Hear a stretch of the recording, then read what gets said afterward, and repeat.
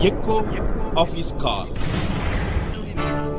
Brothers and sisters in the Lord, प्यारे भाई और बहनों, James chapter 5:16 says like this: याकूब उसका 5:16 में इस प्रकार कहा गया है, Confess your faults to one another and pray one for another, that you may be healed.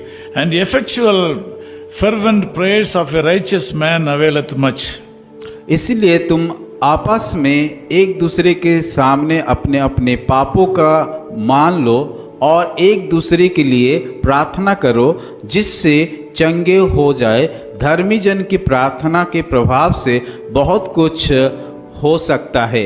Here, two important things are available. यहाँ पे दो प्रमुख बातें को हम देखते हैं। Number one is healing in the body.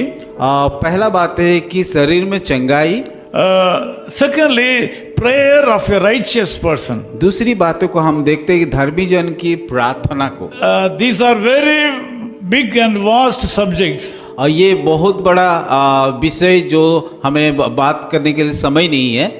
Healing from a sickness is a very big subject. और एक चंगाई, शरीर चंगाई को पाना भी बड़ा विषय है। Prayers of a righteous person is a vast subject. धर्मी जन का प्रार्थना भी एक बड़ा सा प्रसंग होता है। Who is a righteous person here? यहाँ पे देखेंगे कि कौन धर्मी व्यक्ति है। There are a lot of illustrations about a righteous person. यहाँ बहुत सारे बाइबल में उदाहरण दिया गया धर्मी व्यक्ति के बारे में लेकर के। They cannot be explained now. और वो अभी हम उसको समझा नहीं सकते हैं। One very important point is a righteous person who is praying for a sick.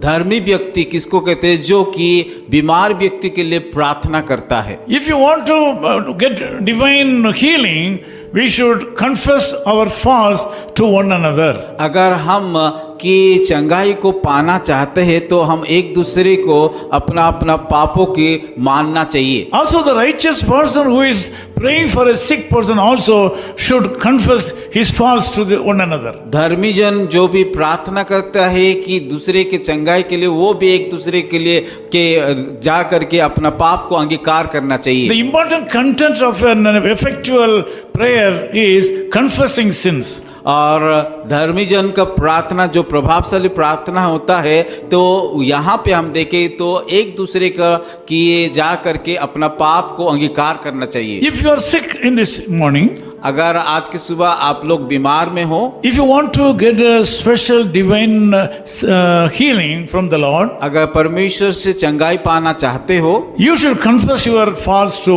one another. आपका पापों को एक दूसरे के सामने जा करके अंगीकार करना चाहिए And pray for one another. और एक दूसरे के साथ प्रार्थना करना चाहिए। By that way you can be a righteous person. और उसके द्वारा आप धर्मी व्यक्ति बन सकते हो। Bible says the effectual fervent prayer of a righteous person availeth much.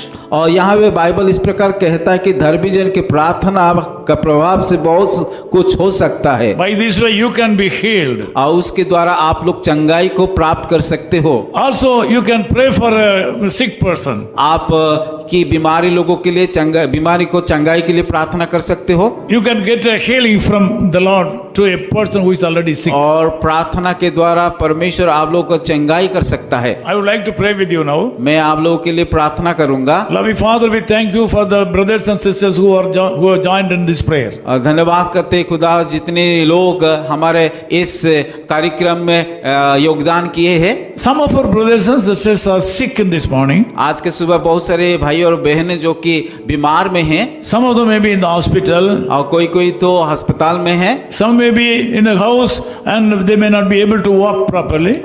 शायद कोई कोई तो अपने घर में है और ठीक रीति से चल नहीं पा रहा They है। may not be able to eat properly. और ठीक से खाना नहीं खा पा रहा है। They may be under treatment. और वो लोग इलाज कर रहे हैं। Lord, whatever the case may be, you are the Lord who can heal them right now. चाहे जिस प्रकार का कारण भी हो, इस समय हम प्रार्थना करते हैं कि उन लोगों को चंगाई दीजिए। Lord, make them to confess their sins to others.